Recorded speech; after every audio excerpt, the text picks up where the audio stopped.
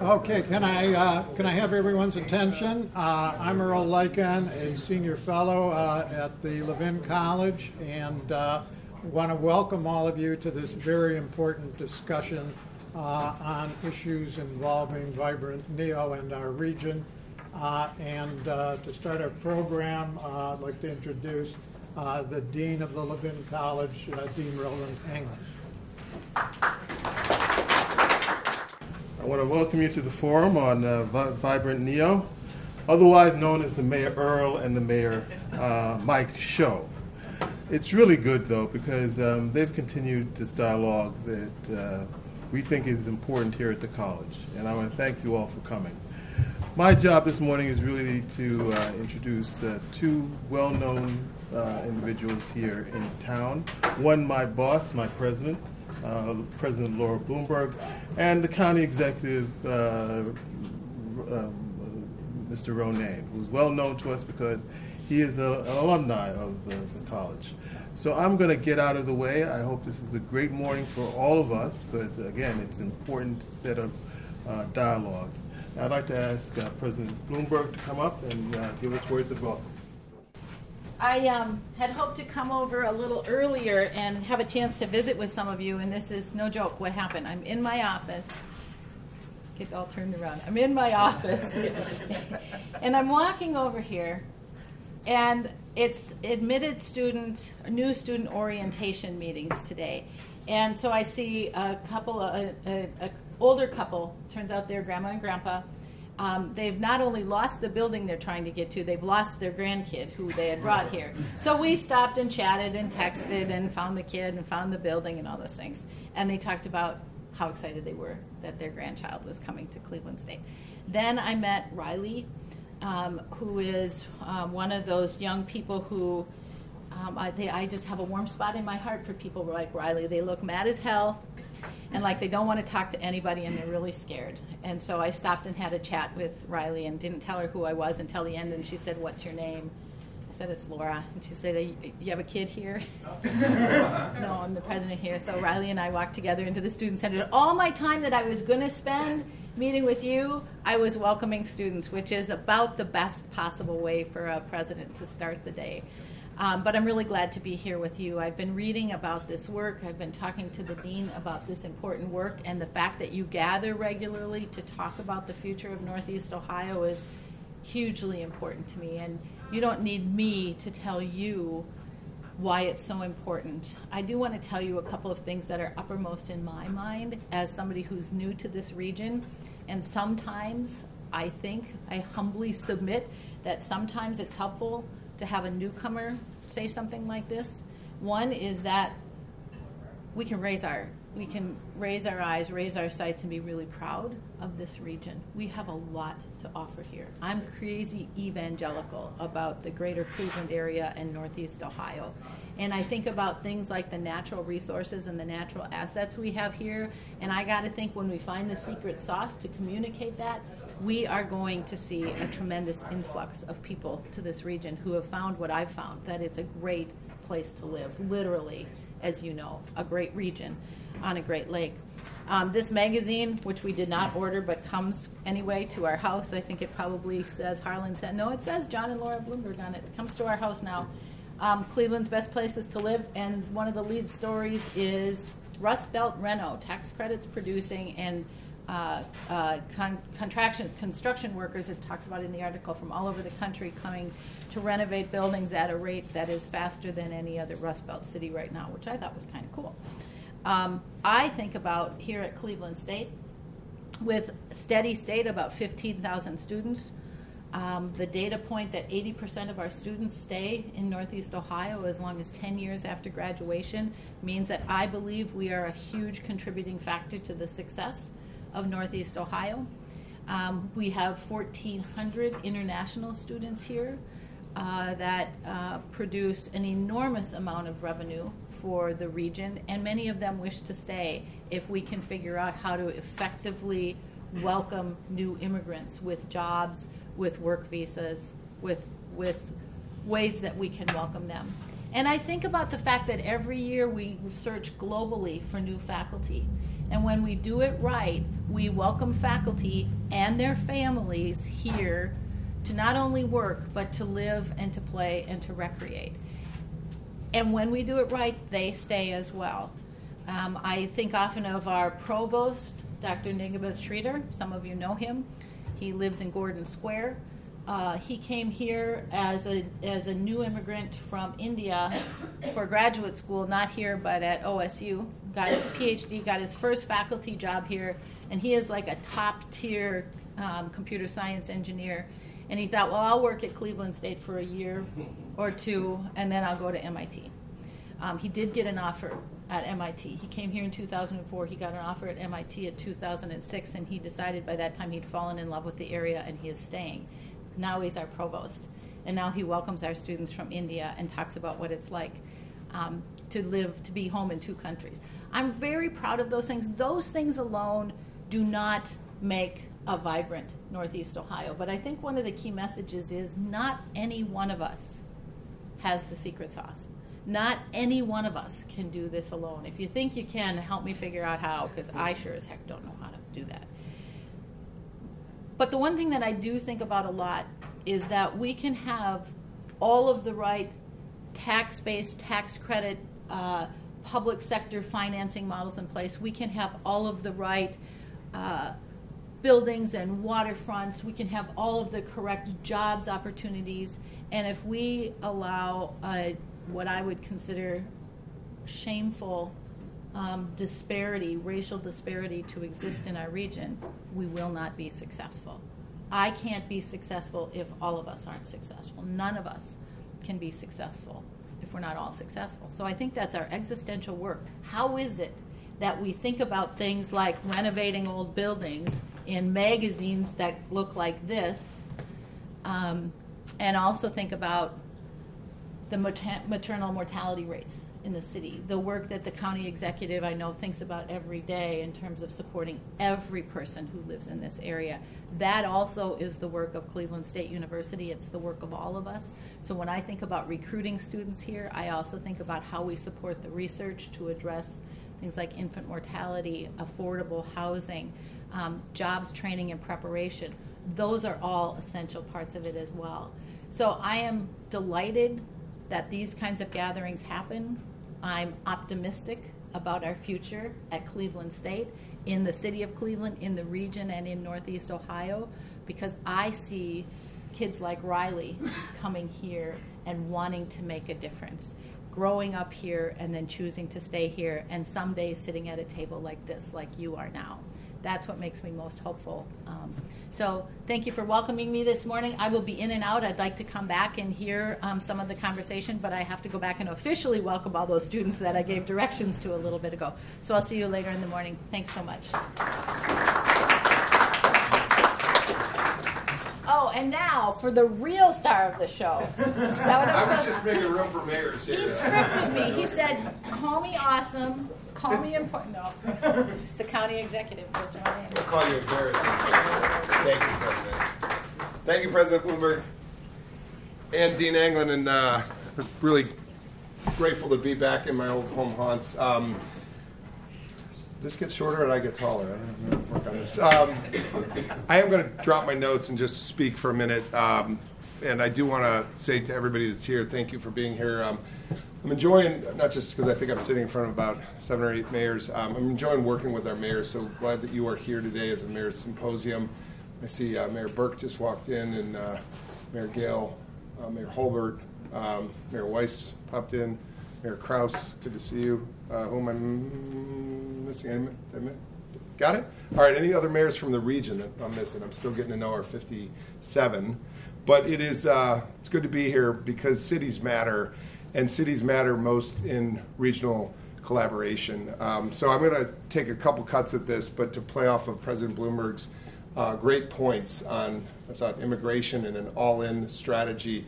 Two things we've missed terribly in this town over the years. I think you've identified two that are just the clarion call, you know, to all-in growth. It's going to take all of us, and it's going to take our welcoming of others, as we did a century ago, and how we grew this town. So as I ditch my notes and just speak from, I guess, the heart and hopefully a little experience, but I want to point out Hunter Morrison and thank him. I was lucky to be, it's just hard to even use the word successor about Hunter's 20 years as planning director, but I tried and I enjoyed it, and you gave me a great roadmap, as did this college. I just can't say enough about my thanks for you. To the two mayors who are here that are running this, Mayor Summers and Mayor Lyken, you guys also built a great roadmap for other mayors in your past successes in your communities, and I want to come back to your communities. I also want to say to my colleague Matt Zone, it was great working with you at City Hall and in life.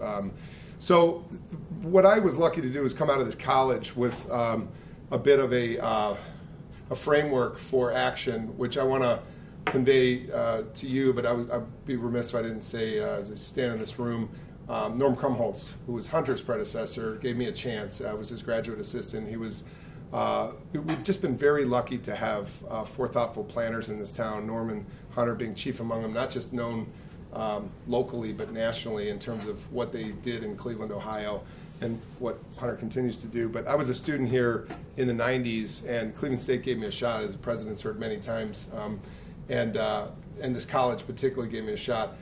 But what I want to say is, as we're going to have a couple presentations today on out-migration and in-migration and how we manage decline and or growth, I want to put my own story to this, that Dr. Beyer, Tom Beyer, was very formative in my coming up in this college. And he really literally chronicled the story about migration from the center core city and the center county. And we, as students, got pretty active in the fight to fight urban sprawl. And we started a committee, as a group of citizens and students. The Committee on Urban Sprawl was through Sierra Club, and what over time, fighting downstate, growing into a profession at the County Planning Commission.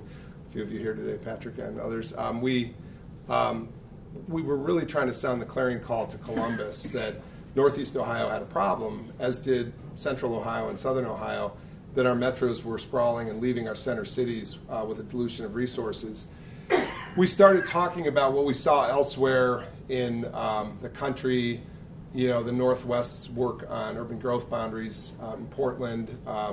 We saw a few legislative moves in other places to preserve areas of natural beauty. We were trying, hi Mayor Burke, I forgot to mention you from Garfield, we walked right in. We tried to talk to the legislators about what did we have in Ohio that was worth preserving? Farmland, grade 5 soils, things that mattered. And how could we save the countryside and spare the city? And nobody was listening. There was a modicum of an ear, I will say, from former Mayor Voinovich turned Governor Voinovich, that they were starting to understand that the farmland preservation work was important. But he was in a sea of legislators who weren't really necessarily listening to that point of view. And so we were trying to put a tourniquet on sprawl over the years, and I started to pivot my thinking, and this is where I want to kind of issue, I guess, a challenge from the county exec standpoint. Not that I issue challenges lightly, but I want to at least discuss a challenge, and that is, we pivoted into the idea of the only way to beat sprawl was to be a competitive place and to be building complete, connected communities that were of the kind of place that it was too good to leave. And I was lucky to be a part of a community like that after City Hall in University Circle. We went for it. We laid out a plan to build a competitive place, grant you, starting from third base with the museums and cultural institutions that were there, but it was still, when we got there, a 9-to-5 place where people drove in, worked at museums or visited them, and drove out.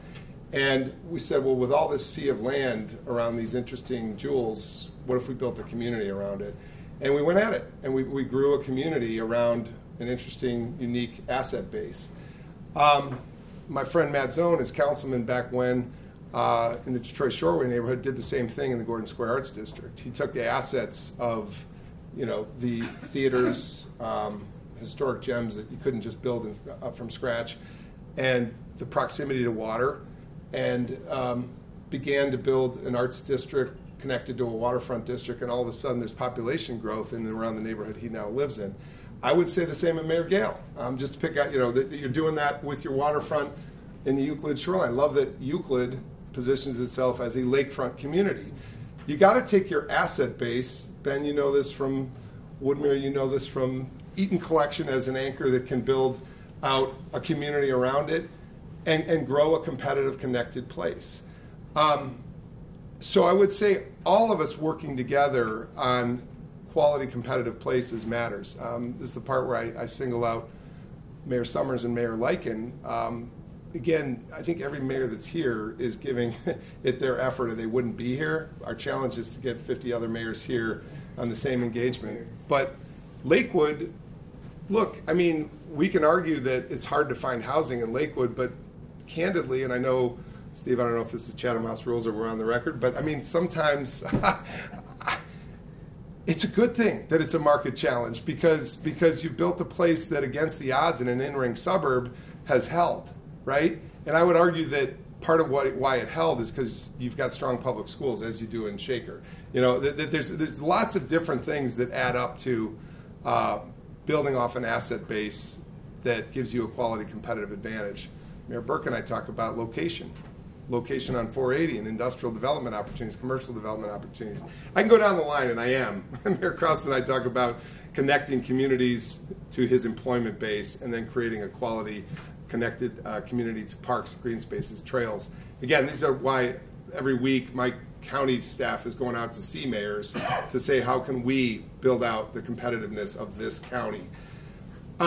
We are a county that is not of the size it was, but most specifically the center city is not of the size that it was by a third. It's a third of what it was. I flew over coming back from Ireland, and I can tell you why I think that was an important trip and go against the grain of the cartoons we got here and the 5 great international stories we got over on the other side of the pond. We sold Cleveland. I sold it with Mayor Bibb.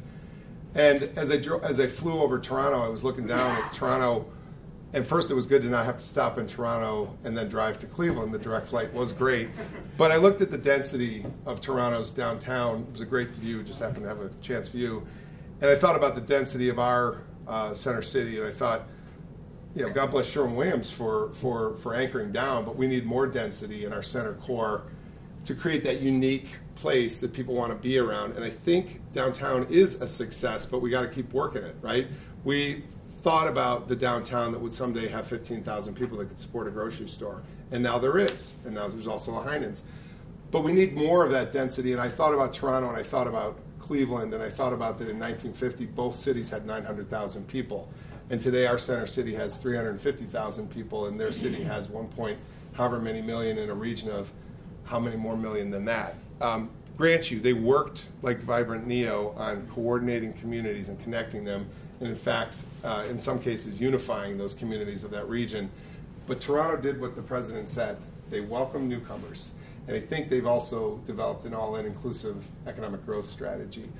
So I'm going to say this about my challenge. I challenge us to not focus on managing decline, but on how to catalyze growth, using our unique attributes to bring people here. There's challenges when you talk about attraction strategy, because back to the president's point, we also have to ask ourselves, how do we do for those who haven't had that first chance? But we also have to say that it's not mutually exclusive to bring people into a town. So I want to just go over back to Mayor Weiss and Shaker. The communities like Shaker and Lakewood, and again, succession of good mayors in both places, you've created a bit of a roadmap in those places for how others can do it, how other communities can grow and catalyze growth in this community. And I think our county's role is to support you in that growth proposition. So yes, I looked at places like Toronto as a model for how Northeast Ohio can grow again. I've stopped worrying about whether the state's going to support us necessarily in that growth proposition and started to think about how do we do it from within. Lucky to have a meeting coming up this week with Mayor White, who's still at it, but I always never worked for him, but always admired his Cleveland Competes attitude, that we were talking about a competitive city that had the assets to compete. I think what we've moved from is competing against ourselves within a region, and it's this Cleveland against the world kind of mentality, and it's a good thing. But when I was last November at the UN Climate Convention, I kept pointing out to my colleagues that we're here, and people are looking at us and they're saying, well, where's Cleveland? Where's Cuyahoga County? Where's Ohio? But what they knew was where the Great Lakes were. And that's what they find on the map. That's what they see on the globe. So added to our opportunities of our unique asset base to build a county and a region for growth is this Great Lakes system in the Great Lakes Basin, where nobody revels in the idea of climate migration, but we should not only catalyze growth and lay out a plan to do so, but we should expect in generations forthcoming that people are going to come here. Most of the meetings that came out of the climate convention were about climate refuge and migration patterns, and people are coming here. So you get back to this issue of supporting the idea of newcomers coming to build jobs and start businesses and employ our own residents and working together on a growth proposition. This region is built for a population larger than we have. That's what's unique about us and different from some of our western cities that are trying to manage growth that they're not built to manage. But we are. The center city has enough streets to host a population 3 times our size, and our region is really built for a larger population than we now have, which is 1.2 million people in Cuyahoga County and over 2 million people, depending on how you count your counties, in Northeast Ohio. But we should do it. So I want to close on a couple things that the county is focusing on, but my staff is definitely focused on helping communities not only maintain their competitiveness, but enhance their competitiveness, listening to mayors about, from a local lens, what's important to them, and then applying that to a regional solution. That's what our staff is doing. But on readying ourselves for that growth, a few things that we've put in place, and it's good to see you, Jennifer. You represent a large group of our first suburbs. We are listening to what mayors are saying to us. So we started a housing department. I think in the interest rate climb, one advantage we have is we have the housing stock to renovate, to rebuild, to retrofit against the grain of new buyers having problem buying because of interest rates. We can maintain homes to keep people in place. Everybody talks about the low-hanging fruit, which is seniors. Right. Is our zoning equipped to meet the challenges of an aging community? In Cuyahoga County, 1/3 of our population by 2030 will be 60 years or over. It's a great opportunity to retrofit homes for seniors maintaining their homes. I'm loving what I'm seeing in Lakewood. I'm loving what I'm seeing with the County Planning Commission, where we're doing accessory dwelling units, which is essentially the old in-law suite behind the house, right? But why not? Why not have that infrastructure where grandparents are living in proximate to their grandkids? But we got a zone for it, and we're starting to lay out model zoning codes. So that's the housing side, is what are we doing to retrofit? Not to mention energy efficient home retrofits, of course, solar energy opportunities. The county itself is going to launch a county utility that we hope is a greener, cleaner utility system. But all this adds up to efficient homes. And one of the visits we took to Ireland, when we were in Ireland, was to our own Eaton Corporation. And Eaton, you got to go across the pond to the other hub they have to figure out what they're doing. But what they're doing is they're helping create smart homes. They're creating, through AI technology, homes that are energy efficient, because people like me who leave refrigerators open, those refrigerators now close through AI technology, and the energy is held tight in the refrigerator. But little things like that, fuses bust, they're automatically redeployed. There is an opportunity using the public-private nonprofit partnerships to maintain the competitiveness of our housing stock. And Joe, I'm looking out to you in your two hats, once as a CDC director, but now at Maple Heights. We can do this with our CDCs and with our communities. So we built the housing department to help you. We built the transportation department, and again, I got a lot of flack. Why is county doing this? County doesn't do that. We haven't historically done this. My whole job is to do things a little different than we used to do, right? So we started a transportation department because we realized that mobility was everything. That it is, yes, about the RTA, but it's about enhancing the connectivity to RTA and a lot of those final mile trips with people who aren't off of a linear line able to get to the house or the workplace that they're trying to get to. So how can we create better transportation connections? How can we build infrastructure that isn't just curb to curb for four-wheeled automobiles, but for those on foot and those on bikes and those in technologies that we haven't even thought of yet? So we've got a transportation department. The point is we listened to what people thought was the important priorities in their community, and we're starting to build out a county government that is responsive to those needs. On the big picture analysis, what we're trying to do is work with communities on cross-community boundary issues. Of course, the low-hanging fruit of services. Point out Mayor Gale has done a wonderful job of inspiring other mayors to look at coordinated dispatch service, which saves everybody bottom line dollars. But I'll also say that on infrastructure, we're working across communities like Vibrant Neo has prescribed, which is Lorraine Road doesn't end at the city of Cleveland. It goes to Fairview, North Olmsted, and beyond. And those mayors and their planning directors are calling us to say, here's a target area improvement. Let's work across 3 communities. So we're convening those kinds of conversations. But other big picture issues, we will be working with Mayor Bibb to enhance our waterfront in a way that we've planned, but in a way that we now need to act on. And so building a quality competitive waterfront like we've seen in Chicago and Baltimore and other places is what you're going to see next in Cleveland. I'm downstate with Mayor Bibb once every couple of weeks advocating for as many dollars as we can bring home to this equation. We were in Washington with our predecessors talking to Senators Brown and Congresswoman Brown to enhance the RTA system, and they brought home $130 million in new rail cars 2 weeks ago from Washington. As long as that money's out there, it's ours to go get, right? So building a more competitive transportation system, reactivating the waterfront line is a part of that waterfront redevelopment, activating the Scenic Valley Railway. Glad to see NOACA has been a good partner in that, Joe, and we've got more to do.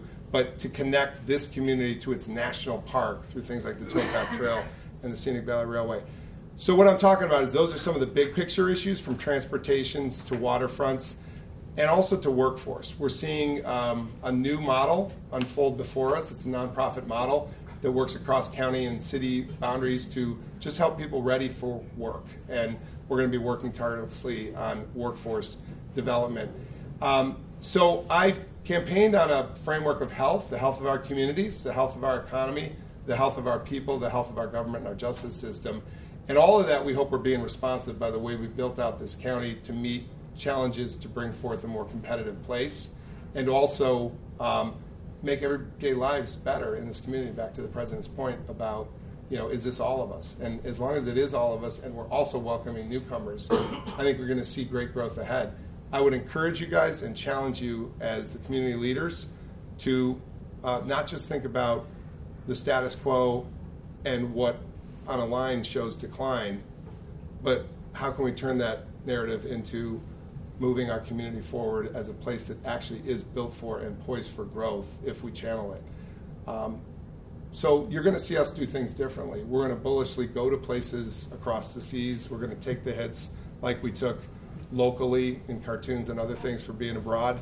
And I'll tell you about the 15 business meetings we had in 2.5 days because we're selling Cleveland to people who want to come to Midwest markets where the costs are containable and where the logistics are strong, where they realize a port can get out to market in Northern Europe in 13 days across the St. Lawrence, and they realize that with Aer Lingus we have a new direct connection to Europe. So on the regional competitiveness, we're just building that out too. It all layers up from local block-by-block community redevelopment to regional economic development strategy. And I think that's what Vibrant Neo is all about, is local action and regional collaboration. Thanks for the time, and I'm going to listen to everybody else. Appreciate you. Go grow.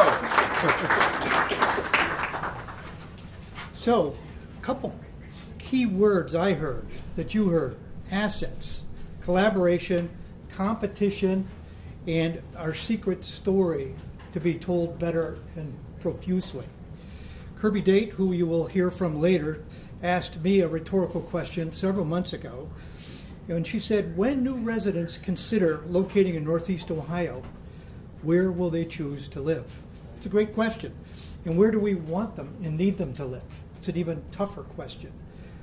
Often when new leadership arrives to an organization, County Executive Renee, Mayor Bibb, other new mayors, city council members, agency heads, they obviously need to reconnect to the strategy of their organization. They ask themselves, what are our goals? What are our objectives? What are our strategic imperatives? Those things that we have to keep doing to continue to meet our objectives. And these are important questions for every organization, both public and private, and they need to be addressed. But here in Northeast Ohio, it's important to know that our public sector especially does not start from scratch to address these questions. We can save an enormous amount of time, energy, angst, and confusion by continuing to build on the work that was a transcendental experience about 13 years ago, led by Hunter Morrison. And that resulted in the Vibrant NEO 2040 seminal strategic framework. And this came out of the federal government's two initiatives from the Department of Housing and Urban Development and Transportation, their Sustainable Community Initiative. And our plan in this particular region was voted by its peers as the best plan of the hundreds of 300, I think, 300 plans submitted. Our plan was voted the best in the entire country. So the point is, we need to remind ourselves and to our new leaders that we do not start from scratch. We build on what this tremendous work has given us, this foundation. We can continue to think differently and challenge our conventional approaches, but the foundation is built for us to leverage. And it's important to remember that the plan asked three key questions that are timeless. What course is Northeast Ohio on? What future does Northeast Ohio want for itself? And what do we need to do to make that future a reality? County Executive Ronayne and Mayor Bibb and others are working to challenge some of the orthodoxy here, and that's good news for our region. The other good news is we don't have to spend time wondering what we have to do. We have a very solid strategic framework that was built from the bottom up. Thousands of local conversations, surveys, and public forums throughout a 12-county region achieved a clear consensus about what we need to do. And here's what they said. And you're going to hear this repeatedly in various themes throughout the day, and you have it in your report in front of you. But we need to strengthen established communities. We heard that from County Executive Ronayne's comments, leverage what we have. We have to stop sprawling. We're going to hear from Professor Ganning, who's going to talk about how difficult reversing sprawl is, but we can at least challenge ourselves to limit sprawl in ways that we haven't before. We have to stop abandoning. We have to stop duplicating infrastructure that causes abandonment elsewhere. We have to grow our population. We have to do so in a way that achieves urban density, another word that you repeatedly mentioned. And the urbanists here at Levin College understand that urban environments are most efficient when they achieve high levels of density. Urban environments are inefficient when we spread those parts and pieces over a wide geographic area with a duplicate costs to serve them.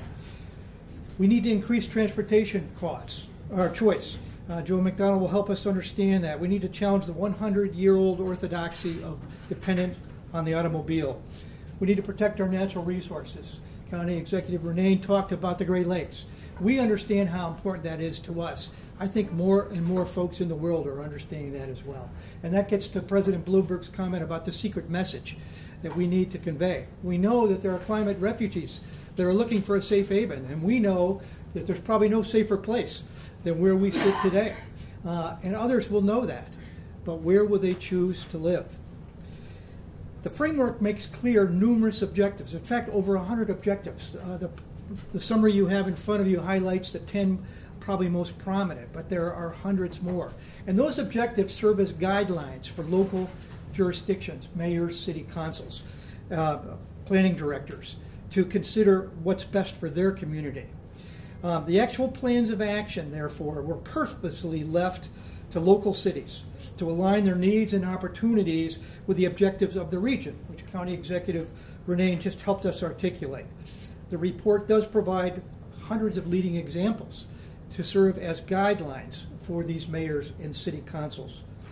By the way, many good news here from Earl Lycan and my efforts to understand where we are with the Vibrant NEO is that many lead agencies in this region get this message.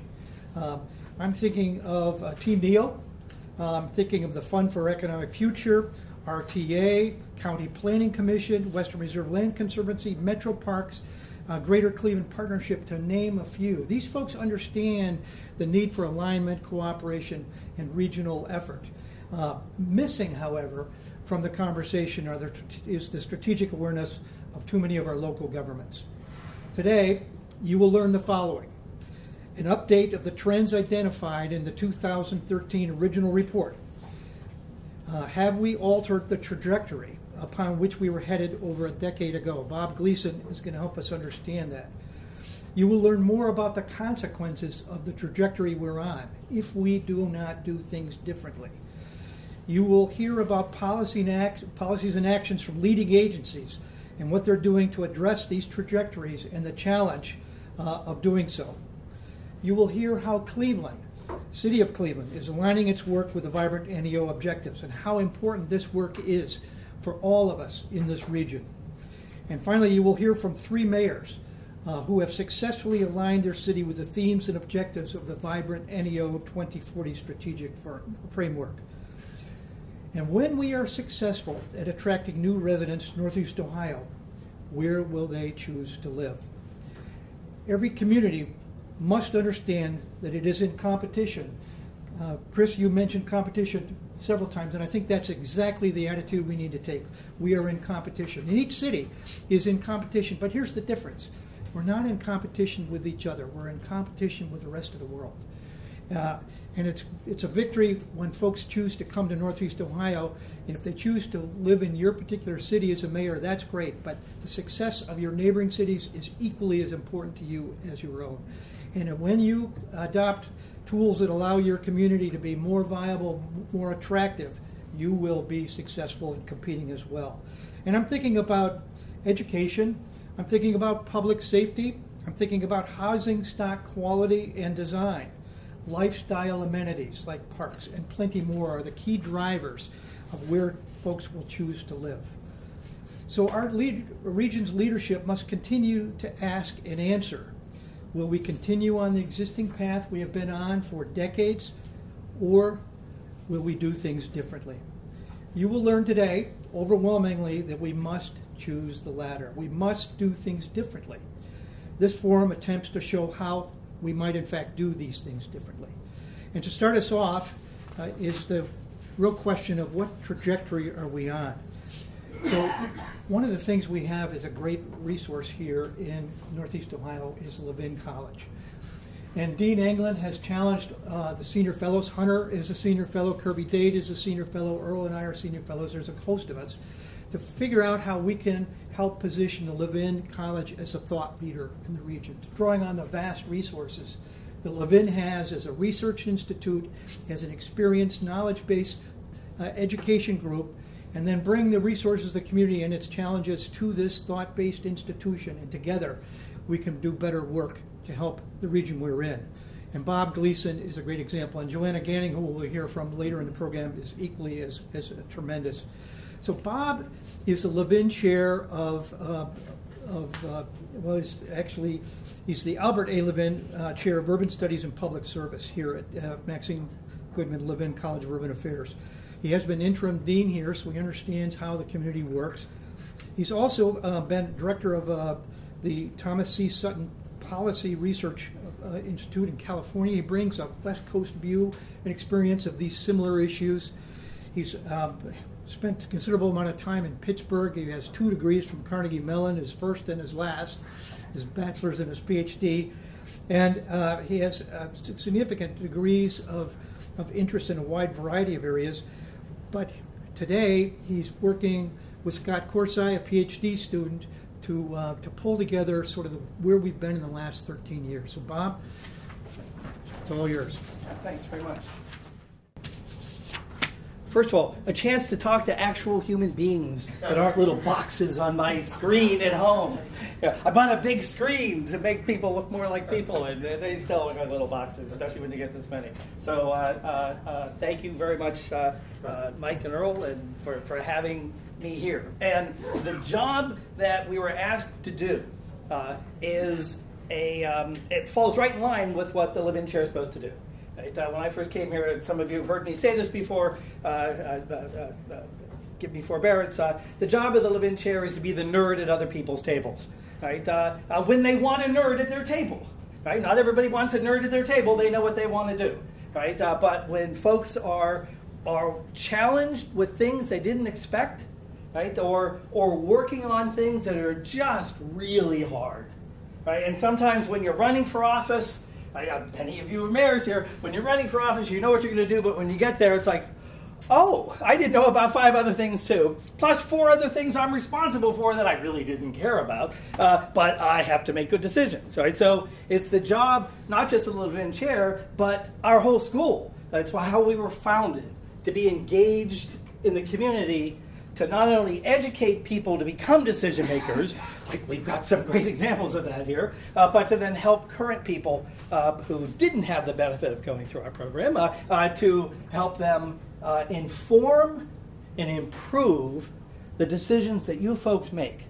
Right? So when we were asked to take a look at Vibrant Neo and give you folks a bit of an update to start your conversations. I was very happy to see that most of your schedule today is you folks talking to each other.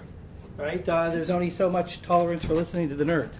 Right? But it's our goal to give you some basic information that you can use to start working solutions to the problems in front of you.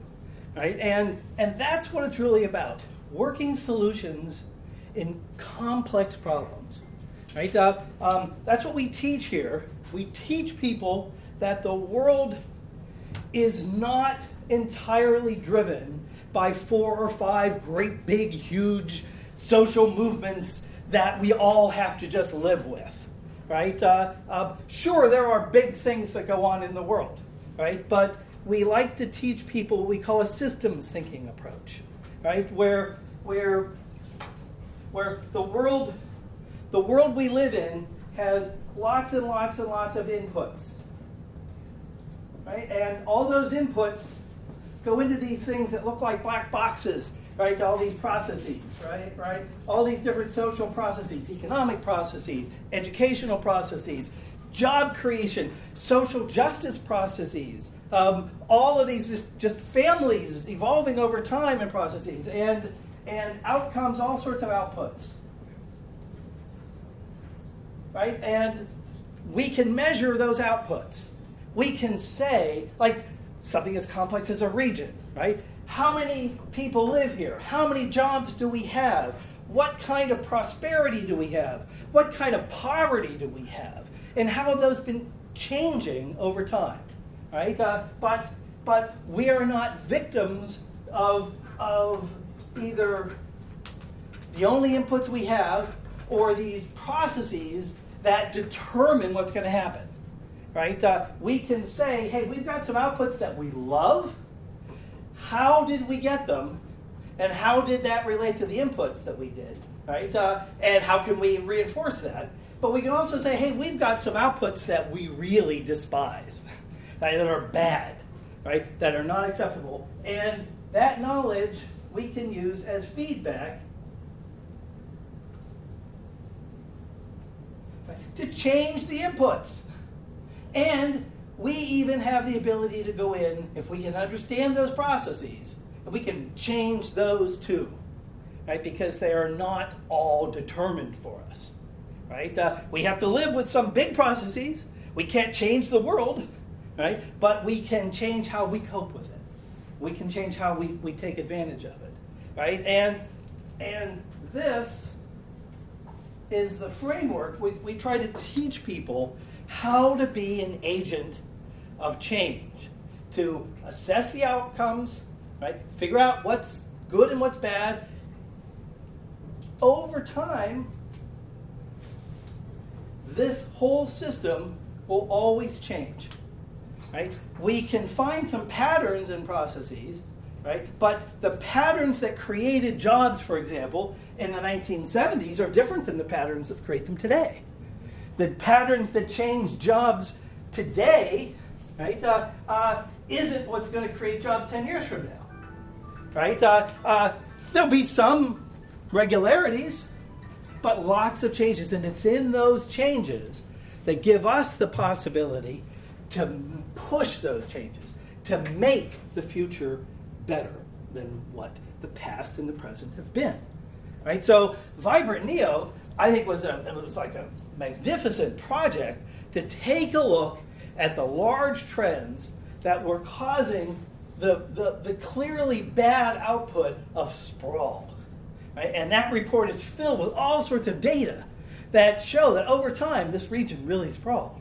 Right? What we're asked to do is, okay, what's been going on lately? Right? What has happened in the last 10 years or so?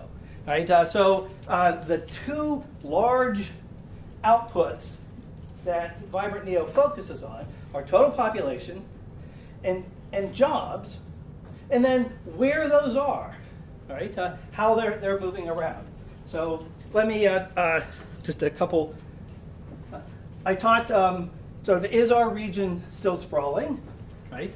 And what does it look like recently? Now we teach doctoral students all sorts of complex ways of doing these things, but we also teach them that when you use really complicated methods to figure out what's going on, put it down to simple graphics. Right, and tell your story. Right, so this is the total population trends many of us are familiar with, right, of the region. First, we did the 12-county Vibrant Neo from 1970. Earl asked us, give us the long term. Give us the long term here. Right, so from 1970 up to 2022. Right, we are in a region that has been declining in population. Whether you measure the 12-county or the 8-county, right? But we are not in precipitous decline, right? We're no longer in precipitous decline, right? The Cleveland MSA, the core of the area, has continued to decline, but we're not dropping. In fact, we still have more than 2 million people just in the few county MSA, right? But look at Columbus in that same period of time. Right? Look at Columbus. Columbus has come to equal the MSA around Cleveland with dramatic growth. If you take a look at this and look at the actual growth rates and compare it, not only these areas in Columbus, but throw in the United States and Ohio as well. Right? Look at Columbus. Columbus has been growing faster than the U.S. national average since the middle of the 1990s. That's long term. Right? That's called building up ahead of steam, right? And growing and growing. Right? We have had the up and down. Right? The United States has had up and down. Right? We have reflected that process with greater severity. Our ups are not as good as the country, but our downs are more severe than the country, which is why we have been eroding our position within the United States. For a long time, right, this output, this outcome, right, is not new, right? It is long-term and seems structural, right? What about jobs? Because one thing that we were asked to focus on is the economic base of this, right? There are lots of reasons for sprawl, right, and lack of growth, right? Vibrant Neo report covers many, many, many of them. We were asked to focus a little bit, some extra information on the economic ones. Yes. I'm sorry. Could you Question. go back to that slide for a second? Question. So just to be clear, that second line Actually, the third line from the bottom is your zero, so everything below that, which is Northeast Ohio, is actually decline. Oh, absolutely. Okay. Absolutely. Notice the U.S. has had its ups and downs, but it's never fallen below. Nor has the state. Nor has the state. Okay, thank you. And compare Columbus. So it's not just our, being in the middle of the door. Right, the further you go away, the closer Cleveland and Columbus are to each other, right, when you look at it, when people look at us from afar. Right? It's a lot of different things happening. There's a lot of agency involved, a lot of human actions directed to achieve better goals, right, that collectively add up. President Wilberg was very good today. She said, if somebody has the key thing to do, let us know, right, because we'll all do it. But it doesn't work that way. It's a big, complex system. Right? It takes millions of people to make change. Right? Well, employment trends, total county, sort of total area again, the 12-county vibrant NEO area, the smaller 8-county area, and then comparing Cleveland and Columbus. Right? We see this is just total number of jobs, right? Over a long period of time. We couldn't find the 1970 data real fast, so it starts in 1980. Right? And what we have seen is a parity between what used to be the core engine of the whole state's economy, the Northeast Ohio, Cleveland area, is now below Columbus. Right? So the region gives us options that we can pursue if we choose to pursue them. And take a look over such an enormous period of time, right? Our employment went up, right? But the first decade of the 21st century was not kind to our region in terms of jobs. To actually have total jobs decline is an unusual thing for an urban area in the middle of the world's most dynamic economy. Right? So we live in a place where our population has up and down much less growth than the world around us, but we're not in precipitous decline. Right? We're kind of stable over time. Our employment has been up and down, right? But the more recent 10 years, right, no bottoms have fallen out, right? So the question is, these are the growth rates, right? We can see the last, since the 21st century started, the first was not kind to us, and we're getting better, but we are well below national averages. Take a look at these growths. Columbus has been above or in parity with the entire country in the entire period of time here from 1980. Right? Christopher, you mentioned earlier, we built, you planners planned the transportation and infrastructure of this region on the expectation we'd have about 3 million people here now. Right? We're like me if I lose a lot of weight and I'm still wearing my old suits. Back when I used to wear suits, right? Some of you have come back into that world, right? But that means we have growth potential that, on the margin, can give us lots of opportunities, right? Well, while we have been experiencing better growth rates in the last 10 years than the precipitous declines in the first 10 years of the 21st century, and our population has been relatively stable in a world that's growing quickly, right? Have we continued moving around? And this is an unusual geography here, and I apologize for the small print. But what we've done is we've taken the larger counties that have a big urban core, right, and we've pulled them out, right, to try to look at all these different pieces of our geography. I'll have a map in a minute here. Right? For example, this is the city of Cleveland, and right next to it is the rest of Cuyahoga County. Right? The blue, right, is that year 2000 to 2010. Right? That was the period of time. That was the most recent period of time under the Vibrant NEO report. Right? And we see that at that time, these blue ones, not only the city of Cleveland, but the rest of Cuyahoga County was losing population at a pretty good rate. right? So was the city of Canton, so was the city of Akron, and so was the city of Mentor, right? Lorraine was growing. The outlier.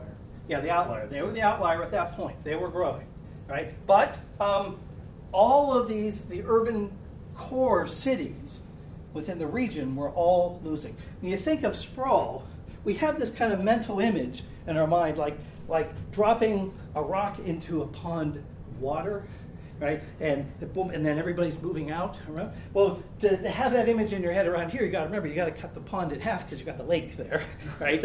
So you've got these kind of concentric circles moving out, right? And what we see is even in the first decade of the 21st century, the concentric circles were moving entirely out of Cuyahoga County. Not just the city, but the suburban areas of Cuyahoga County were also losing population, right? And what was different in Stark County was the center, kind of that traditional model. People were just moving nearby to the kind of, quote, suburban areas around different cities, right? But Summit was that process at the time, right? But in all of these more fringe counties, I don't say fringe as not important, just geographically, a little bit further out, we're all growing.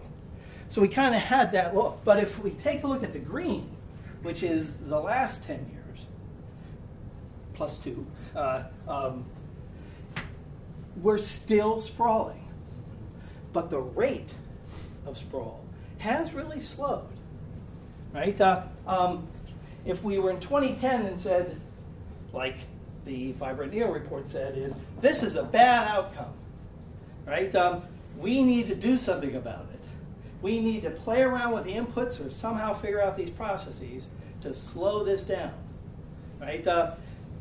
Most people I've talked to since coming here about 9 years ago have told me that Vibrant Neo was a bunch of great ideas, but they didn't see this structure in place to enforce it, right? But the way big, complicated regions operate most effectively is usually not a model where some central authority says, this is a problem, and then dictates to everybody what to do, right? The way that regions evolve is 100, 1,000, 10,000, 100,000 people, all of whom have different levels of social authority in the world that they live in. They agree that something is a problem, and they can start doing something about it at the scale that they can operate in, right? Now, maybe we slowed sprawl because some large global force was taken out and the wind is not in our sail.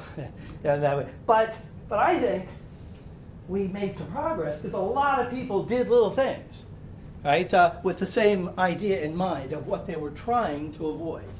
And when I talk to mayors, I talk to economic development directors, I talk to city planners, I talk to our students, I talk to business people, right? They all have this sense. They may not be able to say, hey, I got it from Vibrant Neo 2040 plan, but they got the sense as, well, yeah, we're not on a sustainable path. We should do something about it, at least within the range that I can do something about it, right? So I see this slowdown as a pretty good level of reason for some optimism, right? When we take a look at the jobs, because that was population, we take a look at the jobs, this is where the jobs are in the region as of 2019. And let me say, we're using 2019 data, because as some of you know, I've been spending a lot of work trying to figure out the pattern of the consequence for municipal finances of the fact that people like me have been working at home, right? Even though their job is officially located one place, they're working some other place, right? And we've come up some pretty complicated models to figure that out. So since 2019, the data about where jobs are reflects our old data gathering structures where jobs are assumed to be in a particular place, right? So before the pandemic hit and things started going haywire, this is what we had, Right? And if we take a look, after a lot of decades of job sprawl, we have the city of Cleveland at that point with 250,000 jobs, right? Outer Cuyahoga with almost 500,000 jobs. Outer Summit and Akron, right? Again, the same kind of pattern, and a great deal of jobs around the region, and we've highlighted Lorain, Canton, and Mentor. Sorry, Euclid we just put into suburban Cuyahoga. But the idea is, are we still seeing out-migration of jobs? Right? Well, in the last 10 years of data since Vibrant Neo, right, we are still seeing out-migration of jobs, but at a lower rate. Right? And it's a mixed picture. We still have the central, so think of those concentric rings, the central two biggest urban areas of Cleveland and Akron losing the place where people come to work. Right? And we have their suburban areas growing at a pretty good clip. And we have pretty good clip of growth in all of the outlying counties. You know, another 5,000 jobs in Geauga. It's a lot of jobs in Geauga. The same in Portage. Right? Look at Outer Stark. Look at Medina, right? And Outer Lorain. But note that Mentor and Canton are holding their own. Right? And Lorain, it's not that much of a difference. It's 556 jobs. And a lot of strong job growth in the outer area, which a lot of it is right across the border. Right? So that kind of thing of dropping the rock in the water for jobs is still there, right? But it seems to be at a slower rate than it was before. Right? But rates accumulate over time.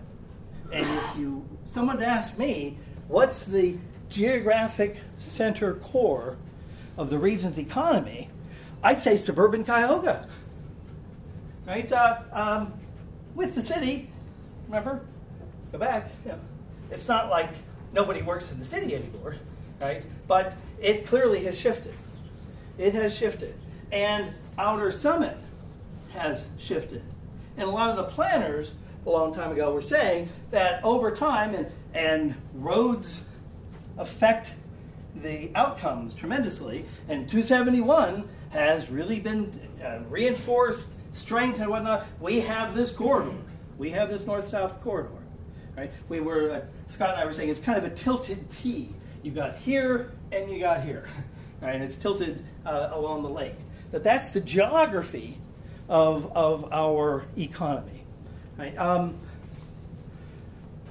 Has this affected a couple things? People have said, well, one of the big problems of sprawl is related to climate change, where people are doing longer and longer commutes. Right? But remember, we've had sprawl of people and sprawl of jobs.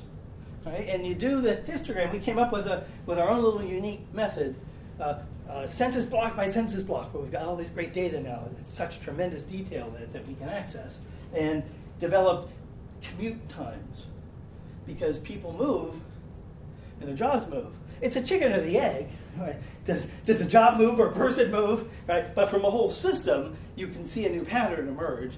But we haven't seen an overall pattern of greater commuting in the last 10 years. Right? Because people are also moving. So it matters where jobs are.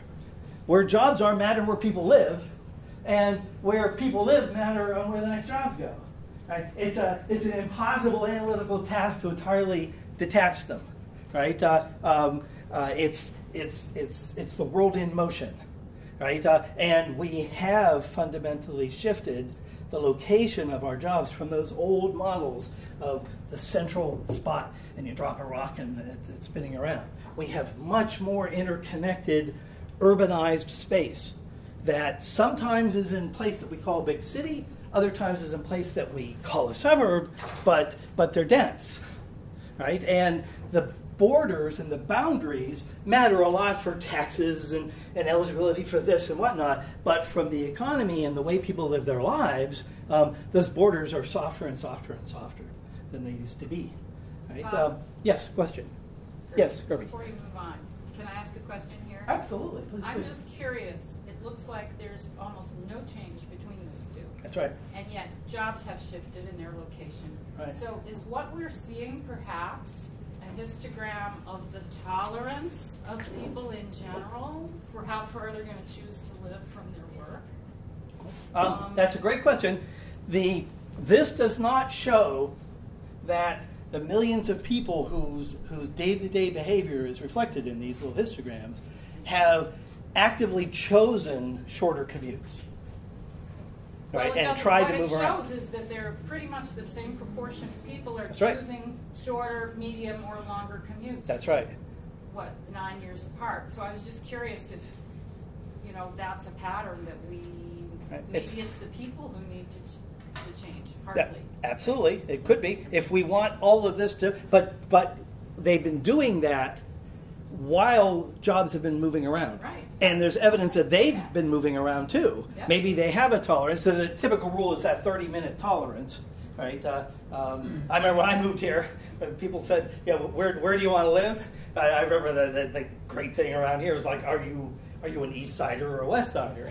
And I always told people, well, I just wanted to buy a place that was 30 minutes from where I was going to work at the university. And they said, yeah, but are you an East Sider or a West Sider? And I said, well, I'm not going to answer that until you tell me what it means to you, because I just found a nice house that I liked. So I'm an East Sider, by the way, if you're interested. But where I came from, a 30-minute drive from the East Side to the West Side, it's nothing. So we break the rules of going across the river all the time. Yes. The other dimension that we're probably, if you do this 10 years out, you're going to be looking at is this whole issue. Are you counting jobs where people's feet are, where their headquarter addresses? It's a great question. We stopped at 2019, right? Because that's before this huge work from home movement started to take foot, right? In our best estimates, and we've done some of this, I'll be glad to send around because we've done big model trying to estimate the effect of wage tax receipts by municipality, right, to prepare people for this change. And it looks like, on average, first of all, only about 48% of people are in an occupation that can be done at home, right, across all sorts of different income levels too.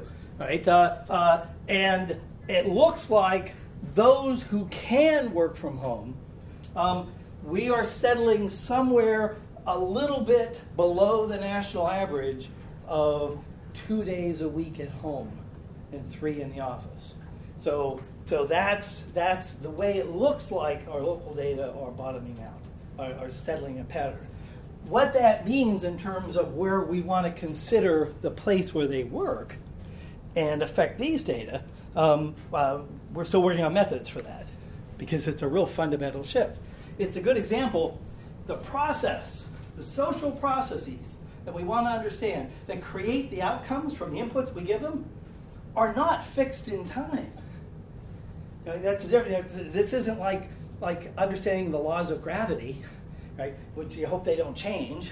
Right. And we use that to do incredible feats of aeronautics by shooting these little rockets and they go around the sun and they room around 15 times, and then they go around Venus 3 times, and then they rendezvous in the middle of godforsaken outer space, and they rendezvous with a comet rock that is shooting itself at 300 miles and 300,000 miles a second, and there they are, and so we know how those processes work. Right? Social processes change, right? Because our behavior changes, right? Our incentives change, our preferences change all the time, right? So it's a tricky thing, and we need to figure out what that means for here.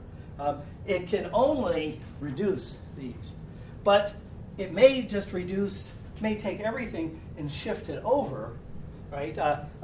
And have fewer people at the high end. But that's hopefully a growing number of people working.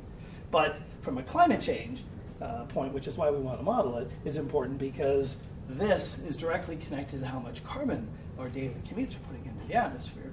Right? But surprisingly, with all the change that we've had here, we don't seem to be shifting that pattern. But we're also not making it worse. Another thing, people have said, well, what about downtown Cleveland? Downtown Cleveland is an anchor, right, that is working against sprawl. Right? People have said, do we have to worry about sprawl? I don't know how many times I've heard people say, sprawl? Hey, we don't have to worry about it anymore. Everybody's living downtown. Right? So it's working real well. So we wanted to throw this in. This is 2010 and 2019. This, 91,375, is the number of people who don't live downtown, who are commuting into downtown to go to work every day. Right? This 2,444 is the number of people who are living downtown, but going outside of downtown to go to work every day. And the little tiny thing in the middle, 969, there are 969 people who both lived and worked downtown. Right? This was 2010. Right?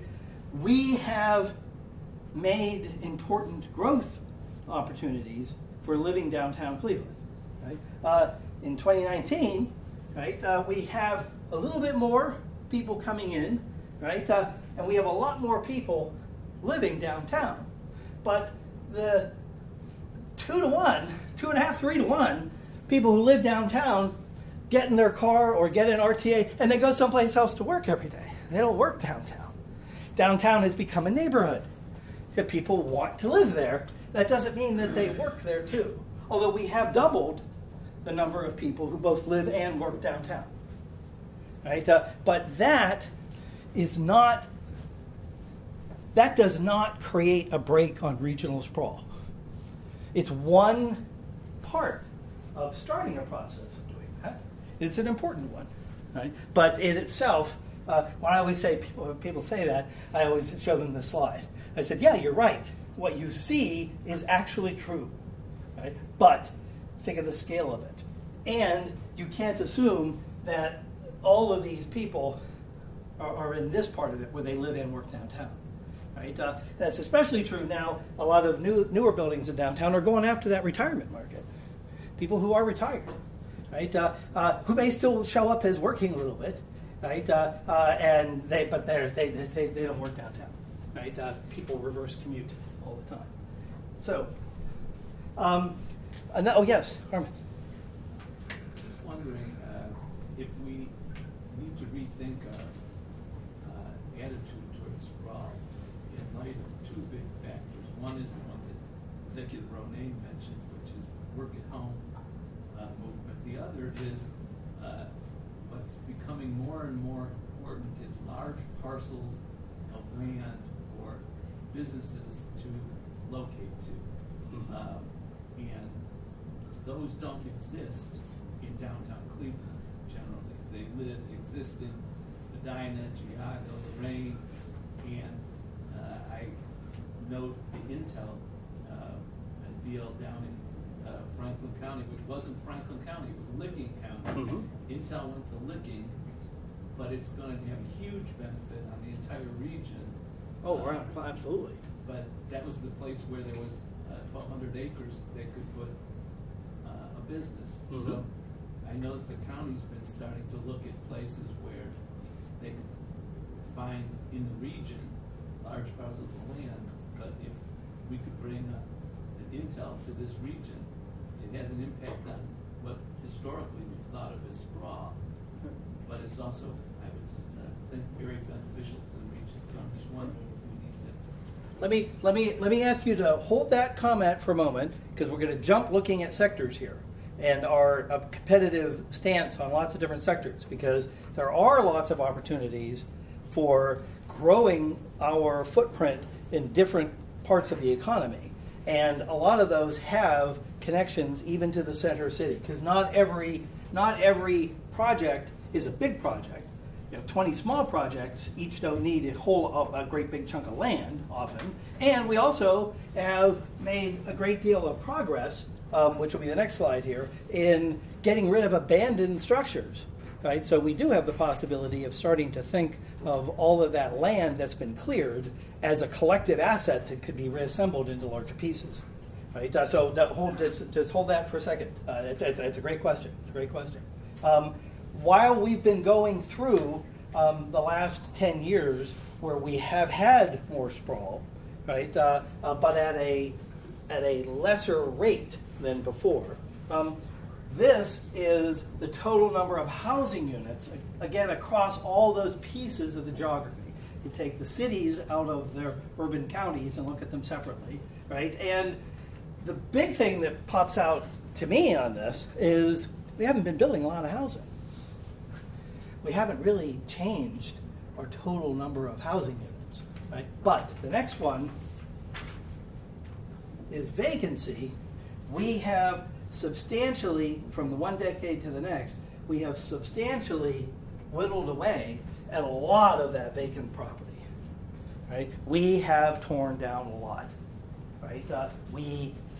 It's always a difficult policy goal, right? Because like I have a comb and I want to take out a bunch of different teeth on the comb, right? And for me, it doesn't matter. It used to. I don't have any hair anymore. But the comb that you're left with looks like it's got holes in it, right? But even if you cut the grass really well, right? But over time, we have really made a lot of progress in the abandonment issue.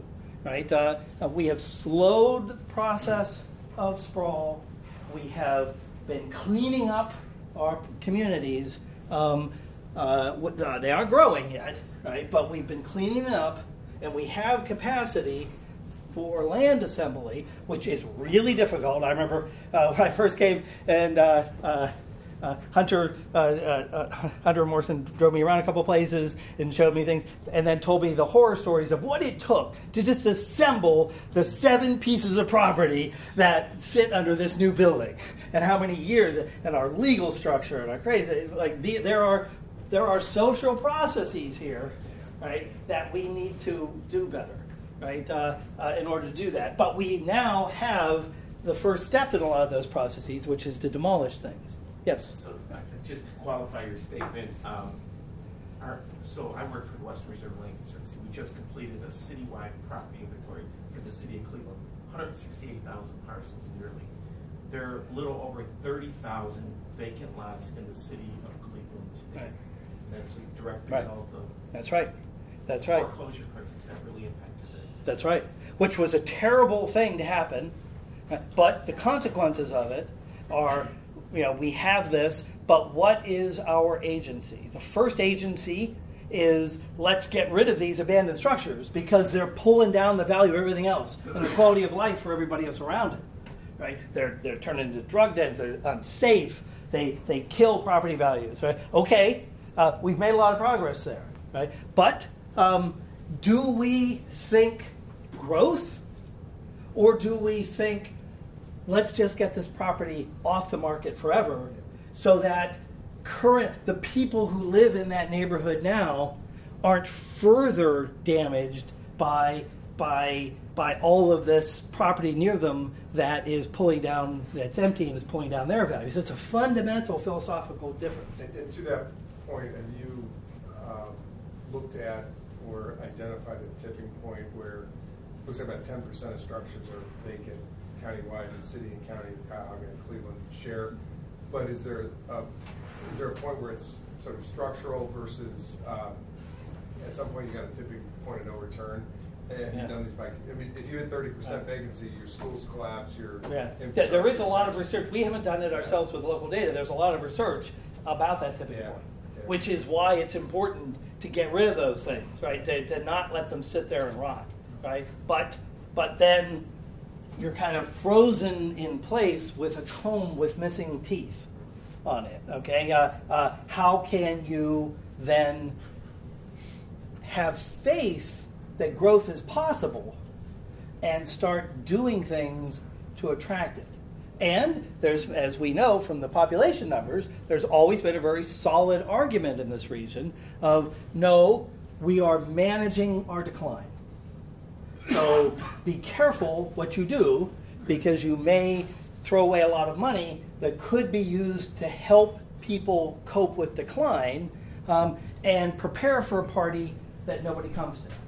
Right? That there is, these data will not answer that, because it's a choice. It's a cultural leadership, community values choice. Right? And I think it's a fundamental debate that all of us at the highest levels and our day-to-day lives go back and forth on.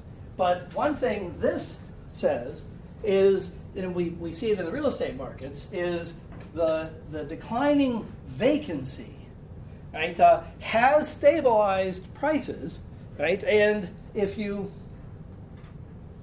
here's the total units, but we don't have a whole lot of net growth in housing. So there are basic economic policies and economic laws that happen. Scarce resource, prices go up. And we could be creating the condition where we are causing real crises in affordability in communities that we don't think of as places where real estate values would be blocking people. People come from outside the region and they say, oh my God, look at the prices, they're so cheap. But that's not the life that most of our residents live.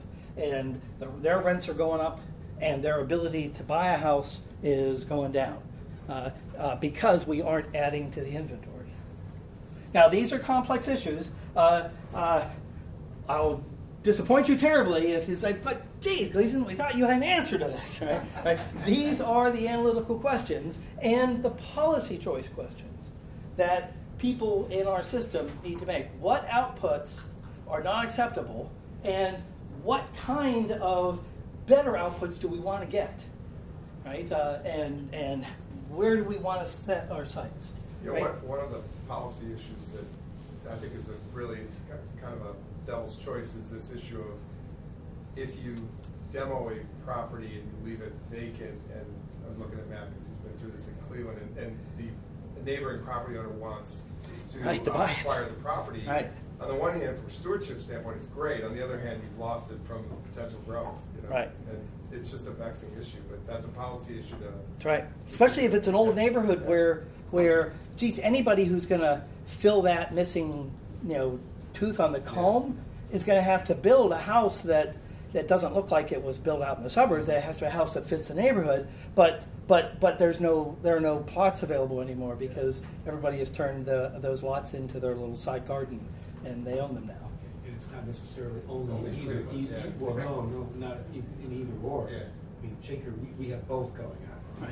Right. We have infill, new homes, and side lot programs to address those issues. Right. So, you try to make those choices. Right. So, first, before we talk about some of the economic issues by sector, right? Is our region still sprawling away from our urban cores? Yes. Population and jobs continue to fall away, especially in the classic model of Cleveland and Akron, right? But the rate of sprawl has declined, and the trends are mixed. We've got Lorraine, we've got Canton, we've got Menor, and if we broke out all the little urban areas and the suburban outer areas, there's a bunch of them where they are not kind of the center part of a ripple of people moving out anymore, right? Things are stable or growing, right? And that's an important change because that means the density of those places are increasing, right? And density is a good thing, right? When we're thinking about the future of our region, right? And we've made progress in reducing vacant, abandoned structures, right? And we've made progress in revitalizing downtown as a place to live. These are not simple goals, right? They don't solve everything, but they ain't nothing either. they ain't nothing, right? They're important, right? But what causes sprawl in a region, right? What are these processes here, right? We've got inputs of people and jobs and all sorts of things, but what causes people to sprawl? We know that there are lots of causes. Some of them structural, some of them ugly. Some of them are some of the worst patterns of behavior in American culture, right? I'm getting out of here because I'm not going to live next to them anymore, right?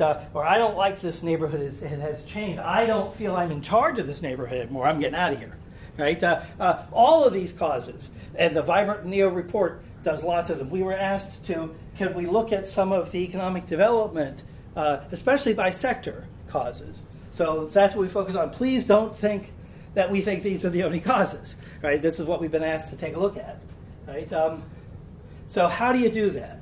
Well, we've developed a method. I mean, the first time I showed that's like 5 years ago to Roland.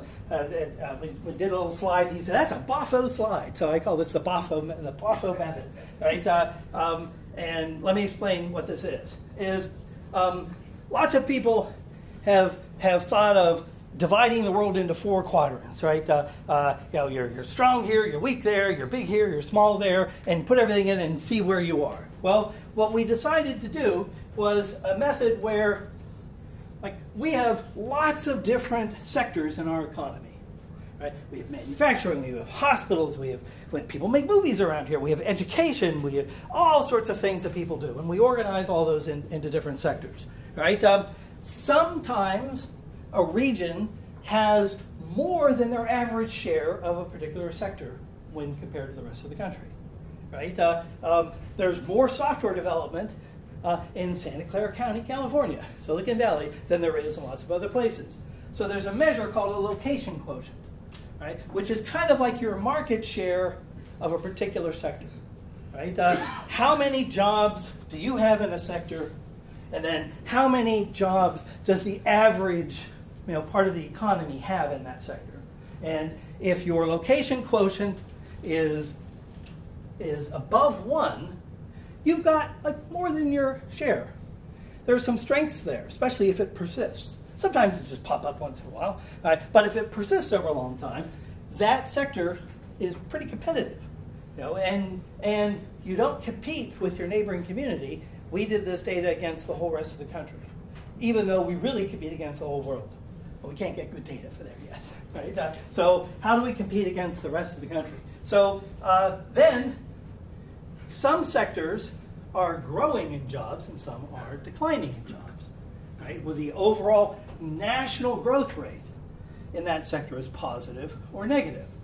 So if you think, well, there are some sectors, right, on this side, quadrant 1 and quadrant 2, right, where the location quotient in that sector is above 1, so you're doing something pretty well. All the different companies there collectively are doing pretty well. And that often usually has something to do with the region. Now, that doesn't just happen by accident if it persists. People are doing things right in that sector, right? But sometimes you can be doing really well in a sector that nationally is falling down, is losing jobs. Well, that's not great for the future, right? But it's still good because you're at least surviving. Even if you are the last region that's still doing really well with those gas street lamps or something like that, they're at least still employing people, right? But sometimes you're doing well in a region, in a sector that's growing above national average, right? That's actually growing. This is the sweet sector, quadrant 1, where you have a lot of sectors where you have competitive advantage, and they're in national industries that are growing, right? So if you just hold your share of that, you're going to be growing lots of jobs because the sector itself is growing around the country, right? So you're going to hold your share, right? Sometimes you can have less than your share in sectors that are growing, right? And you say, geez, why are we not growing there? We need to dig into that. Maybe there's a story there, because if we just could get average, we could perhaps create a lot of jobs. And we're not swimming upstream, right? Because we don't have to steal those jobs from someplace else. We just have to get a little bit more share of that industry's next wave of growth, right? So this is the sweet spot to be in. This is a sweet spot for thinking about where you want to grow, right? Where you want to put your efforts to get more. Down here is kind of like Ooh, beware all ye who enter here, right? You've got a bad share of a collapsing sector anyway. You don't want to be in there. So, with that concept, right? The first thing we did is, what does our region look like? Well, these are little because I'm going to put some more stuff here in the middle for a second. Quadrant 1, and this is right before the pandemic hit. Right? We had 657,000 jobs, and this is the 8-county region, with $10.2 billion of payroll in the sweet quadrant 1. Right? That quadrant is the sector has above average share, and it's a sector that's growing nationally. Right? We have 78,000 jobs down here in problematic quadrant 2, right? But we have 557,000 jobs in the quadrant of possibilities. Like, we have chunks of these sectors, right? They are in sectors that are growing nationally, right? But for some reason, we have below average in them, right? I used to do business strategy consulting when I first came out of grad school. I wanted to do economic development, public sector stuff. So they said, go work in the private sector for business strategy, right? Because I always learned that business strategy was the intersection of public policy and business. You know, economic development was the intersection of public policy and business strategy. So if you want to learn business strategy, go in the private sector and learn how people think, right? Then you realize what tools you can have in the public sector to maybe influence their thinking and help them build advantages, right? So in this sector, we've got lots of jobs where it's not clear why we have fewer than we should if we were just average, right? So when you think of business strategy, it's one thing to say, how do I go from being disadvantaged to just average? Right? It's usually a whole other thing, that how do I go from average to being superior, right? But over here are low-hanging fruit. If we could just get average, could we create more jobs, right? So, well, now let me fill in some bubbles here. This is our region in 2019, right? In quadrant 1, that's 657,000 jobs, right? We have a lot of sectors that are pretty competitive, right? That are in industries that are growing, right? But what are they? Well, they are our traditional strengths. These are the manufacturing sectors. Right? We succeeded, and it took decades of work, to keep our basic core traditional manufacturing industries competitive. And they're still there. Right? And they have high levels of location quotients. Right? They create well-paying jobs. I hate the word good-paying jobs. That just drives me crazy. Right? The jobs pay well, right? And they are solid, right? But this line here is the average rate of job growth in the U.S. economy at that time. So they are in sectors where mostly the sector is not growing very fast, but we're holding on to our share. That's an anchor. It's a good one, right? This big blip in the middle here is hospitals, right? We have, it's almost unheard of for a region to have a location quotient in hospitals above 1.5. Right? That means a lot of people come from outside your region to go to that hospital, right?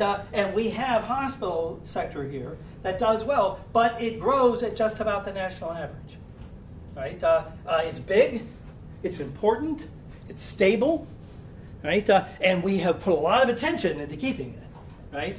But the sector as a whole is not growing nationally. So it's really hard to get much more growth in it. You have to claw share from other places in order to get growth, right? In these sectors, right? I won't go through all the detail here. The work that we're doing is going through these detail, right? But over here, we have all of these bubbles in the quadrants of opportunity, right? What is it professional services, right? Administrative services, back office services. There's a whole lot of detail. We've got all the data. We're happy to dump it on people. What is happening here? Why are these sectors below average, right?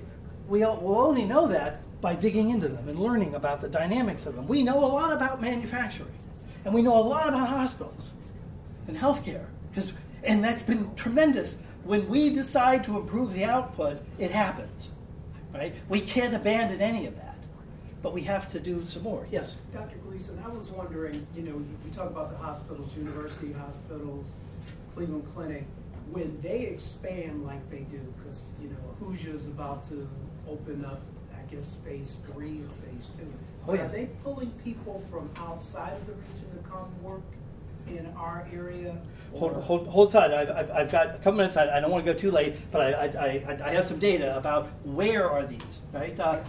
This is where we started in 16, 17, 18, 19, and we've animated it, right? So we actually have a cool little website we're going to available. We can do this anywhere in the country, where we can actually see our system in motion, right? And that's where we need to animate our thinking, right? How do we get these? We have this 511. This 511 is a question that lots of people have around the country, and it also has a lot to do with that's internet sales, and they're coming up with better ways of getting it. It's not clear that the 511s would shoot in every region we look at is actually growing that fast in your own region. It's a matter of categorization.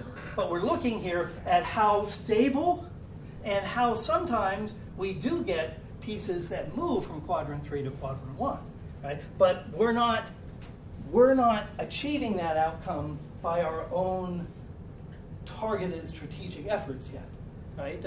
But how much could we get? Let me jump a little bit because I've got to go fast. We looked at Cuyahoga County itself, right? And we said, just look at those quadrant 3 possibilities, right? And we used 2018 data because those were the best data.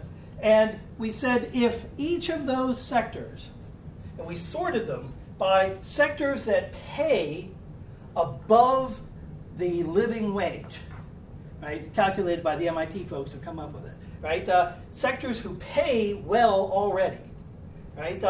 And how many jobs do we currently have? What is the location quotient? What are the average wages, right? And only the ones with wages are good. What if we just grew that sector so its location quotient was 1.0? We just hit the national average, right? We'd be looking at 51,000 jobs. And that's just in Cuyahoga County. And what kind of jobs are they? These are the occupations in those jobs. I'm a college professor, right? Most of these occupations do not require a college degree, right? They do not. They actually match a lot of the educational attainment requirements that a lot of our unemployed and underemployed residents already have, if we would focus on those sectors. Now, that is not an argument. Because, hey, I come from Pittsburgh. That is not an argument that says manufacturing is not important. Or, oh, gee, well, we were wrong to focus on healthcare or arts and entertainment or headquarters company. We were wrong. No. Those are essential components of this complex process. Right? But our success in those sectors has not yielded the overall growth that we need to keep up with the country. Right? So there are lots of other sectors that are far less glamorous and far more unknown. And we don't need to become the king of truck transportation and specialty trade and ambulatory health care service. We don't need to be the king of the world. We just need to get average. So why are we not average? Right? Back here, I will. Oh, sorry. I'm done. I have some other slides I'll distribute that say, well, where in the region are these jobs? Right? And the other correlation is a lot of these jobs are already centered in our urban cores. And if we grew them, then it's always a chicken or the egg, but we're going to help further reduce the process of sprawl if we start creating more and more jobs in our center core cities. And that's where a lot of these sectors are already located, even though they're below our average share that we should have.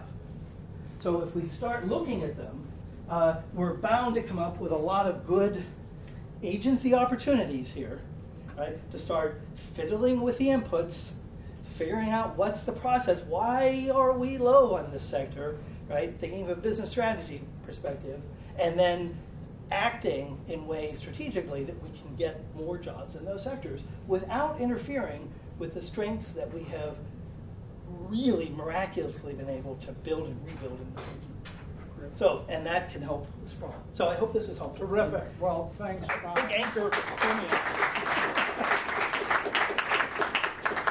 Thanks, Bob, for a wealth of information that serves as a very important foundation for our later discussion and our analysis of what the major challenges are in our region.